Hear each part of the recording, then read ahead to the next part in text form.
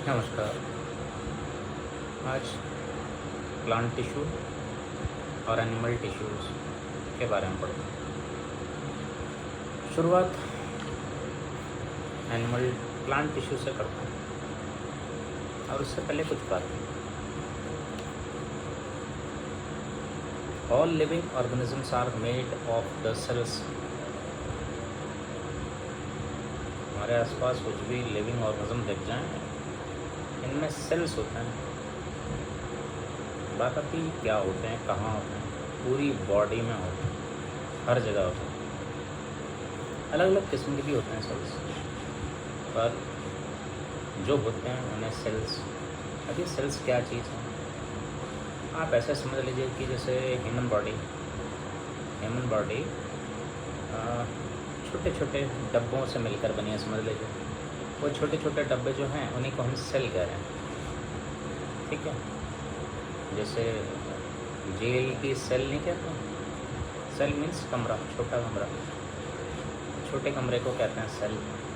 तो अब ये पूरी बॉडी में ये छोटे छोटे एक जैसे सेल भी होते हैं, कई अलग अलग भी होते हैं, तो इन्हीं को सेल बोला जाता है।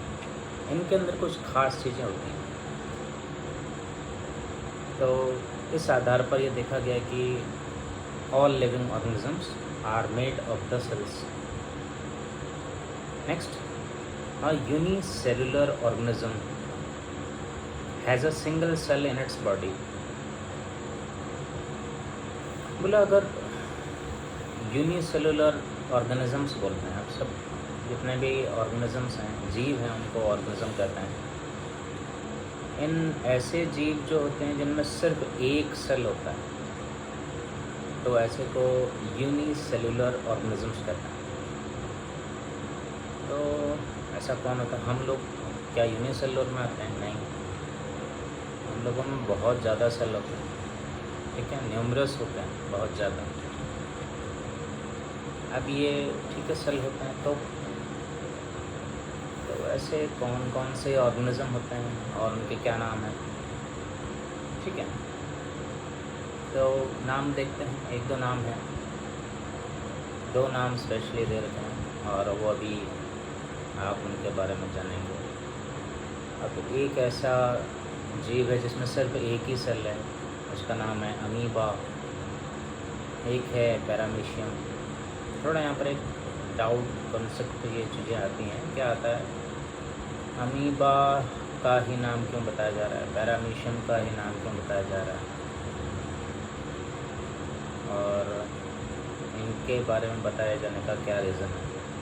तो डेफिनेटली ये कहीं ना कहीं ह्यूमन बॉडी को अफेक्ट करता है, इसलिए इनका नाम आ रहा है।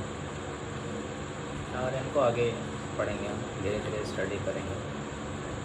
तो अगर नाम पूछा जाए कि ऐसे ऑर्गेनिज्म के नाम अगर आपको पता है कि नहीं पता है कि वो यूनिसेलुलर हैं, यानी कि जिनमें सिर्फ एक सेल होता है।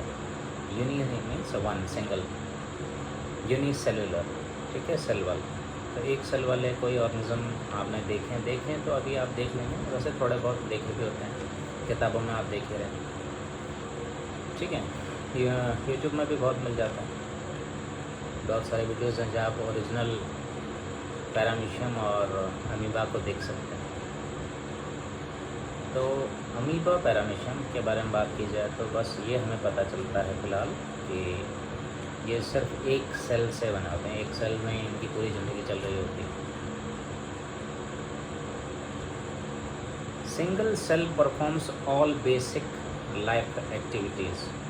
इनका जो ये सिंगल सेल होता है, बस इसी में इसकी सारी लाइफ की एक्टिविटीज़ और सब इस एक सेल के अंदर में होता है। हम में बहुत ज़्यादा होते हैं, ठीक है। तो इनमें एक सेल में होती है बेसिक लाइफ एक्टिविटीज़, जिसे अमीबा है movement of a cell, intake of food and respiratory gases, intracellular digestion, metabolism, respiration, osmoregulation, excretion, ये सब क्या है, ये एक्टिविटीज़ के नाम हैं। बेसिक लाइफ एक्टिविटीज़ का नाम है। ये सब उस एक सेल के अंदर हो रहा होता है। अभी इनके बारे में भी हम स्टडी करेंगे, क्योंकि हमने ये कन्फर्म किया है कि अब हर एक वर्ड जिस पर डाउट ओरिजिनेट होता है, अराइज होता है, उसको ज़रूर पढ़ेंगे, जानेंगे ही जानेंगे। तो यहाँ पर बहुत सारे शब्द हैं, जैसे मूवमेंट ऑफ सेल तो ईजी हो गया, सेल इधर उधर मूव कर रहा है, हिल डुल रहा है।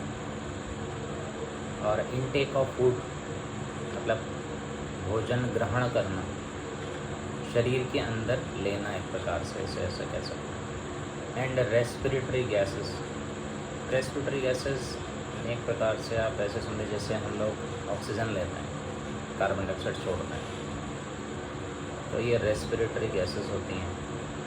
ऑक्सीजन, रेस्पिरेटरी गैसेस में ऑक्सीजन आता है। Intracellular digestion, digestion cell के अंदर जो डाइजेशन हो रहा होता है, भोजन शरीर के अंदर जाता है तो फिर वो छोटे छोटे भागों में टूटता है, डाइजेशन, इसको डाइजेशन कहते हैं। फिर इतने छोटे भागों में टूटता है जो बॉडी उसे एब्जॉर्ब कर सके। मेटाबॉलिज्म, चीज़ें बनती हैं, टूटती हैं, ये सब इसमें आता है। रेस्पिरेशन, सांस लेना, फिर फूड, उससे फिर सेल के अंदर जाना, फिर उसका एनर्जी रिलीज़ करना, that all comes under respiration. We will discuss it one by one. Osmoregulation, पानी शरीर से अंदर बाहर जाना, ठीक है। एक्सक्रीशन, वेस्ट प्रोडक्ट शरीर से बाहर भेजना, ये सब एक्टिविटीज़ उस एक सेल के अंदर हो रही होती है। क्वेश्चन आता है कैसे पता चला? जिन्होंने इसके बारे में पता किया उन्होंने ऐसी चीज़ें बनाई जिससे इनको कम से कम देखा जा सके और बाकी चीज़ों को चेक अलग अलग तरीके से किया गया। और हाँ, इसकी बहुत बड़ी कमी है जो हमें पता ही नहीं चल पाता कि ये सब कैसे हो। हमें कैसी कहानी पढ़ रहे होते हैं जो इसके बारे में हमने कुछ नहीं देखा होता है ना। पढ़ेंगे धीरे धीरे, इन्हीं क्वेश्चनों को करने के लिए हमने ऐसे डिस्कशन सीरीज़ को शुरू किया है ताकि देख सकें क्या क्या रह गया है ना। How ever in multicellular organism, लेकिन मल्टी सेलुलर ऑर्गेनिज्म का मतलब इसमें बहुत सारे सेल होते हैं, सिर्फ एक सेल नहीं होता है, बहुत सारे सेल होते हैं, उसे मल्टी सेलुलर ऑर्गेनिज्म कहा जाता है। जैसे human beings, there are millions of cells होते हैं, बहुत ज़्यादा सेल, एक नहीं होता, बहुत ज़्यादा सेल होते हैं। Most of these cells are specialised to carry out only a few functions efficiently. कुछ सेल, अधिकतर सेल इसमें से किसी पर्टिकुलर फंक्शन को करने के लिए स्पेशलाइज्ड हो जाते हैं, अच्छे तरीके से करने के लिए। आँखें देख रही हैं, कान सुन रहे हैं, मुंह बोल रहा है, मुंह से हम बोल रहे हैं, तो ये फंक्शंस, ठीक है। स्किन महसूस कर रही है, प्रोटेक्ट कर रही है, तो ये इसके फंक्शन है। तो इन फंक्शन को करने के लिए बहुत सारे सेल स्पेशलाइज्ड हो जाते हैं, मीन्स वो ही काम करते हैं। This function are taken up by different groups of cell, और हर अलग अलग फंक्शन के लिए अलग अलग सेल्स का ग्रुप होता है। Thus we can say that there is a division of labor. तो शरीर में ये अलग अलग काम होते हैं, फंक्शन होते हैं, और हर फंक्शन को करने के लिए अलग अलग सेल्स के ग्रुप अलग अलग फंक्शन को परफॉर्म कर रहे होते हैं।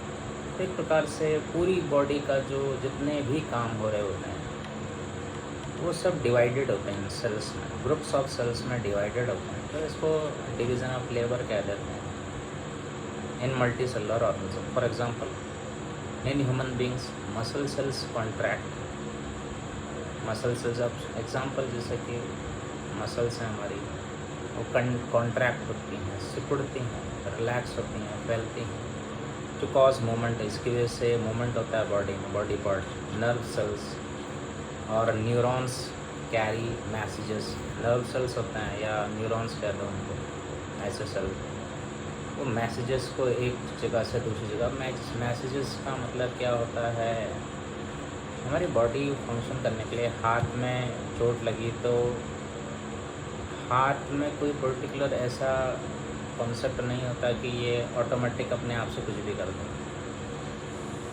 तो सबका कंट्रोल सेंटर ब्रेन को ज़्यादा माना जाता है अभी तक।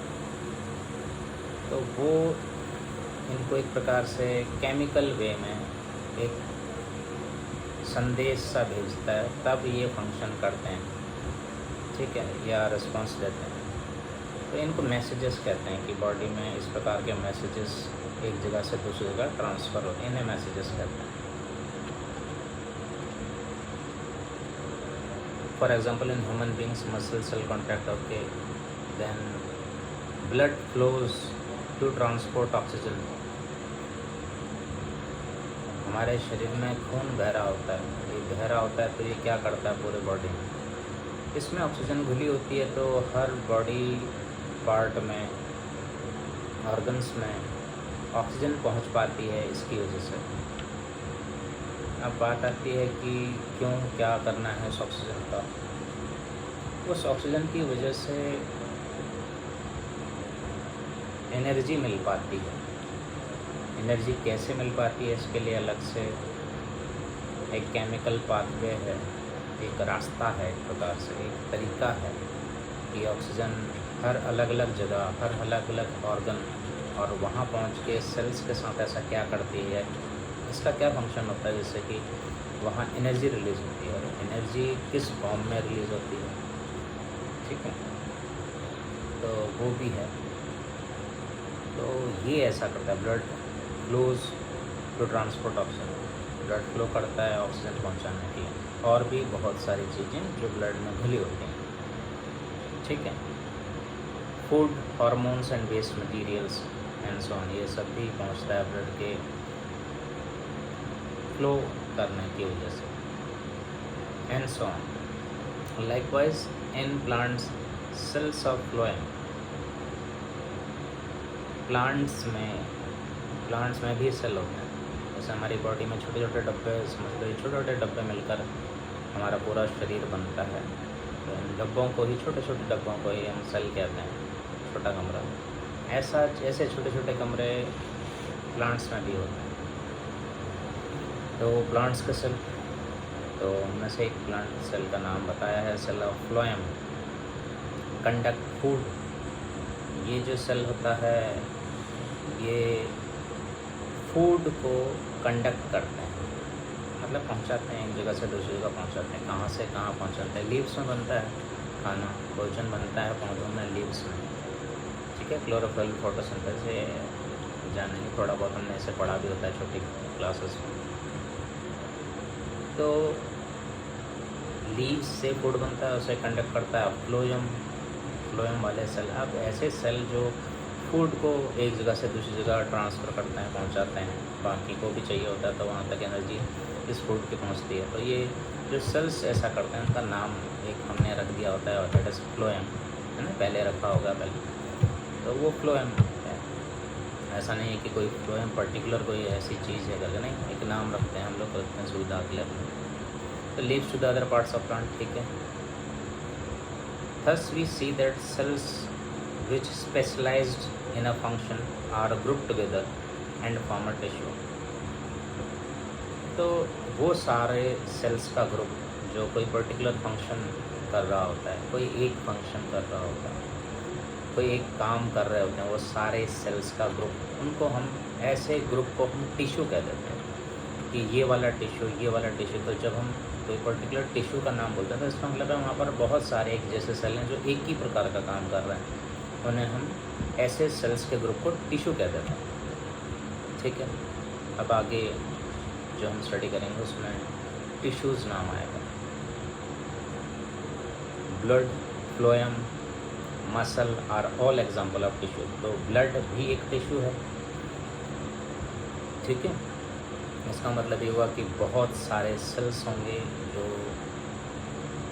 ब्लड में जितने भी वर्क हो रहे होते हैं, काम हो रहे होते हैं, वो सब कर रहे होते हैं। तो एक नाम रख दिया ब्लड, और ये एक प्रकार का टिश्यू है। ऐसे ही फ्लोएम, ये एक टिश्यू है, ठीक है। फ्लोएम में बहुत सारे सेल होंगे और वो सारे सेल एक ही काम कर रहे होंगे, तो उसे हम उन सारे ग्रुप ऑफ सेल्स को एक टिश्यू, और टिश्यू का नाम रख दिया फ्लोएम। ऐसे ही मसल्स, ये भी टिश्यू है।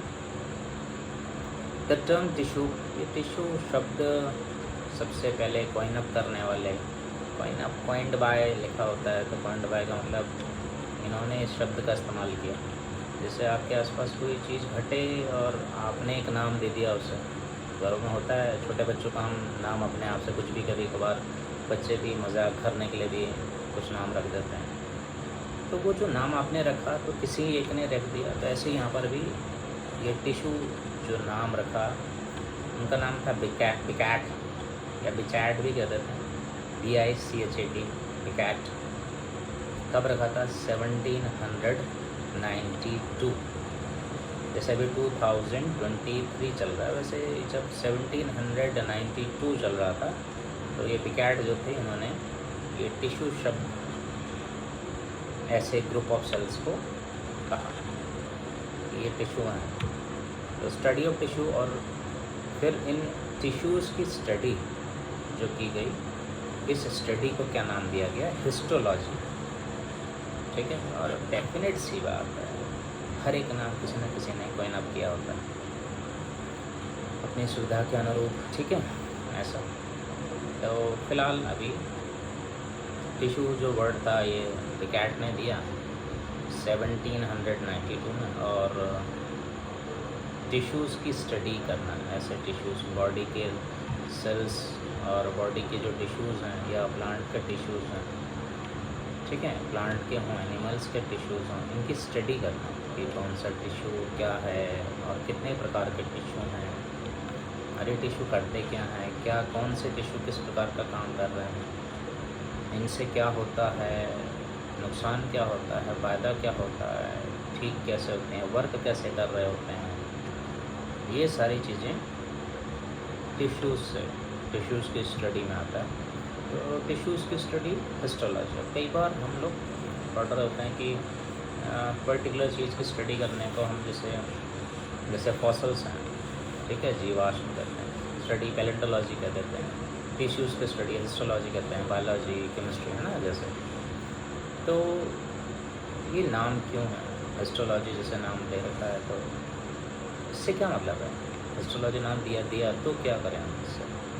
तो एक्चुअल में बात यह है कि आज के टाइम पर अगर आप भी ऐसी कोई स्टडी कर रहे हैं या कुछ जानने की इच्छा है, आप किसी बहुत बड़ी लाइब्रेरी या किसी लाइब्रेरी में आप गए, वहाँ जाके आप पर्टिकुलर जानना चाहते हैं ऐसे सेल्स के बारे में, ऐसे ग्रुप ऑफ सेल्स यानी जिसको टिश्यू कहते हैं, तो आप चाहते हैं कि आप उनके बारे में जानना चाहते हैं, तो आप वहाँ पर के जो ऑनर होंगे, जो वहाँ पर वर्क करते होंगे, तो उनसे आप क्या कहेंगे, किस बुक के बारे में क्या पढ़ना है आपने, किस बुक को पढ़ना है या किस चीज़ के बारे में पढ़ना है, कैसे बताएंगे? तो नाम होना चाहिए, इसलिए एक नाम रख दिया, हिस्टोलॉजी रख दिया, टिश्यूज़ की स्टडी करने पर हिस्टोलॉजी रख दी।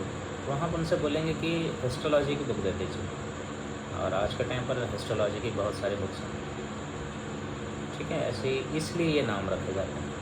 माना आप बोलेंगे केमिस्ट्री की बुक दे दीजिए, तो केमिस्ट्री के भी कई टाइप, उसमें भी कई टाइप आते हैं, तो केमिस्ट्री की बोलेंगे तो वो केमिस्ट्री का मतलब आप केमिकल्स के बारे में जानना चाहते हैं, हिस्टोलॉजी का मतलब आप टिश्यूज़ के बारे में जानना चाहते हैं या सीख रहे हैं वो क्या है, तो इसलिए ये कुछ नाम होते हैं रखे जाते हैं।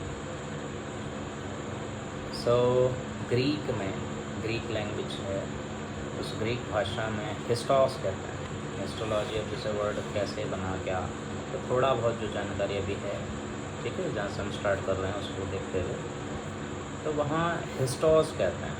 हिस्टोस किसको कहते हैं? टिश्यूज़ को हिस्टोस कहते हैं, तो वहाँ से हिस्टोलॉजी उठा दिया। लॉजी मीन्स, लॉजी कहाँ से वर्ड आया? ये भी ग्रीक वर्ड था, लोगोस, स्टडी, यहाँ पर एक वर्ड आता है वाई, हर बार ग्रीक ही क्यों, इसका कारण है, स्टडी करेंगे। क्वेश्चनों को पहले हम ढूंढेंगे कि इसको लिस्ट अप करेंगे और धीरे धीरे धीरे हर क्वेश्चन के पीछे जाएंगे, ठीक है।